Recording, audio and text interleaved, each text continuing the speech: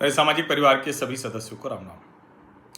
कांग्रेस की ग्रह दशा खराब चल रही है या कांग्रेस के भीतर कांग्रेस को समाप्त करने वाले लगे हुए हैं या भारतीय जनता पार्टी एकदम से जिसको कहें कि कांग्रेस को ख़त्म करने के लिए हर हथकंडा अपना रही है।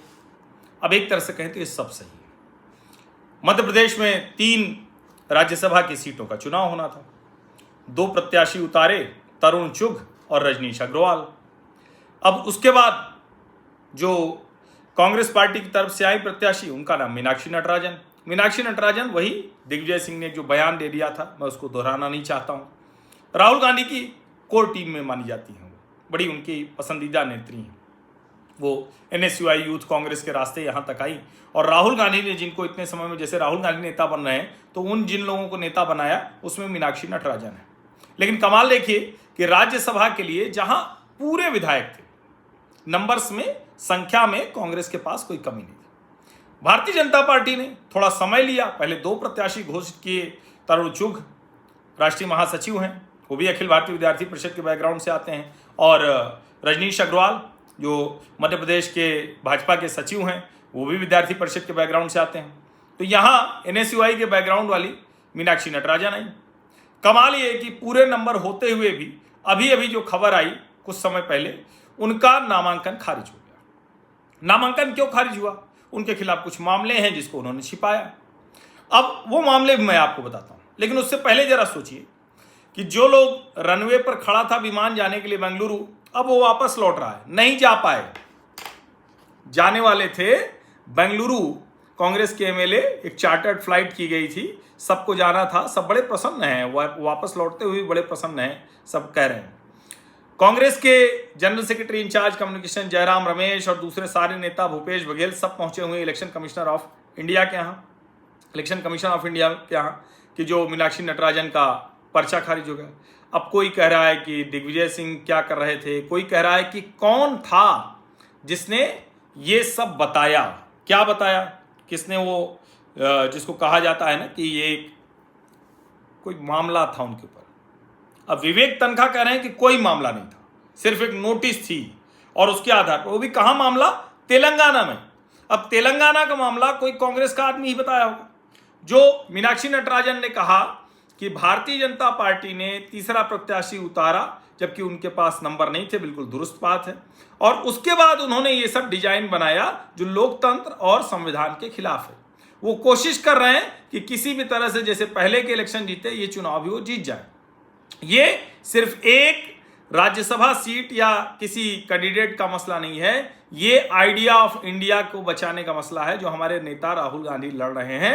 लगातार इस देश को बचाने की लड़ाई लड़ रहे हैं। फेडरल स्ट्रक्चर जाने क्या क्या बता रहे हैं। ये सब देखिए, ये अच्छा चलता नहीं है, ये कतई नहीं चलता। चुनाव आयोग जो पहुंचे हैं, हो सकता है कि अभी और कुछ भी हो सकता है कि इस पर जो वहाँ अदालत में भी लोग जाएं, ये सब होगा। लेकिन फिलहाल ये बहुत साफ साफ दिख रहा है कि भारतीय जनता पार्टी को वो मिला, और इसमें दिख रहा है कि क्या कहा गया भारतीय जनता पार्टी की तरफ।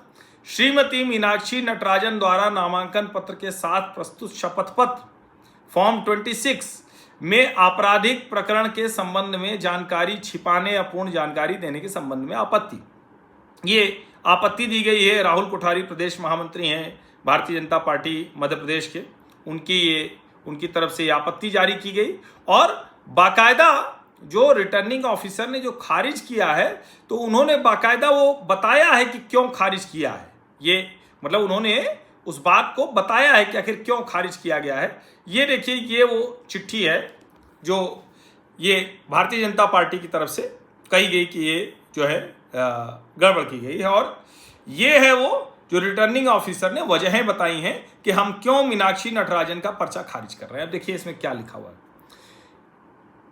कौन सा वाला, हाँ ठीक है। उपरोक्त अभिलक्षण अभिलेख से निम्नलिखित तथ्य स्पष्ट होते हैं।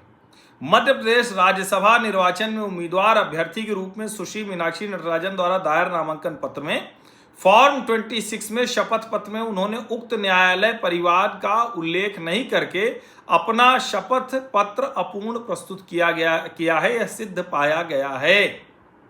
एक। दूसरा, सुश्री मीनाक्षी नटराजन के विरुद्ध दायर इस परिवार का माफ कीजिएगा, माननीय न्यायालय ने संज्ञान लिया है। सुश्री मीनाक्षी नटराजन के विरुद्ध दायर इस परिवार को हाजिर होने के लिए समन भी जारी किया गया, अतः प्रकरण न्यायालय में प्रचलित है, यह सिद्ध पाया गया। सुश्री मीनाक्षी नटराजन द्वारा उक्त प्रकरण में माननीय न्यायालय के समक्ष अपना दावा भी दाखिल किया है, अतः उन्हें इस प्रकरण की पूर्ण जानकारी होना सिद्ध पाया गया है। जो विवेक तनखा कह रहे थे सिर्फ नोटिस भरे, चूंकि बड़े वकील वो भी हैं। अतः भारत निर्वाचन आयोग के निर्देशों के अनुसार अधूरा अपूर्ण एफिडेविट फॉर्म 26 रखा जाना तथा अभ्यर्थी द्वारा तथ्यों को छुपाया जाना मीनाक्षी नटराजन के विरुद्ध सिद्ध पाया गया। यह पुष्टि मतदाताओं को अभ्यर्थी के बारे में संपूर्ण जानकारी छुपाने के समान है एवं पूर्ण जानकारी नहीं देकर अपूर्ण जानकारी प्रस्तुत करने का विषय सिद्ध होता है। अतः रिटर्निंग ऑफिसर की हस्त पुस्तिका के अध्याय 6 के बिंदु क्रमांक 10.3 के अनुसरण में सुश्री मीनाक्षी नटराजन द्वारा प्रस्तुत नामांकन पत्र भारत निर्वाचन आयोग के निर्देशों के पालन में निरस्त किया जाता है। 9 जून 2026, अरविंद शर्मा, रिटर्निंग ऑफिसर, राज्यसभा निर्वाचन, मध्य प्रदेश 2026। ये है मामला। लेकिन जरा सोचिए, कांग्रेस के कौन लोग हैं जो ये सब कर रहे हैं? दिग्विजय सिंह भी कह रहे थे एकदम सब कुछ हो जाएगा, सब बहुत मजबूती से लगे हुए थे। अब अगर ये हुआ और न्यायालय से या कुछ ऐसा नहीं होता है तो तीसरी सीट भी महेश केवट जीत जाएगी, यानी तरुण चुग, रजनीश अग्रवाल और महेश केवट। झारखंड में भी अलग खेल चल रहा है। खैर वहाँ तो अगर परिमल भाई का मामला जो फंस रहा है उनके में भी कुछ आया है, लेकिन उनको करेक्शन के लिए समय दिया गया है, तो उन पे तो कुछ हो जाएगा। तो लक्ष्मी जी पर से मेरा भरोसा ही उड़ जाएगा, विश्वास उड़ जाएगा। लेकिन मध्य प्रदेश में सब हुआ। और मैं फिर से कह रहा हूँ, कांग्रेस पार्टी के लिए जो तीनों सवाल शुरू में मैंने पूछे थे, जरा सोचिए उसमें से कौन सा जवाब सही है या तीनों जवाब सही है। आप सभी का बहुत बहुत धन्यवाद। सब्सक्राइब अवश्य कर लीजिए, नोटिफिकेशन घंटी दबा लीजिए, लाइक का बटन दबा लीजिए, अधिक से अधिक लोगों तक इस वीडियो को पहुँचा लीजिए। धन्यवाद।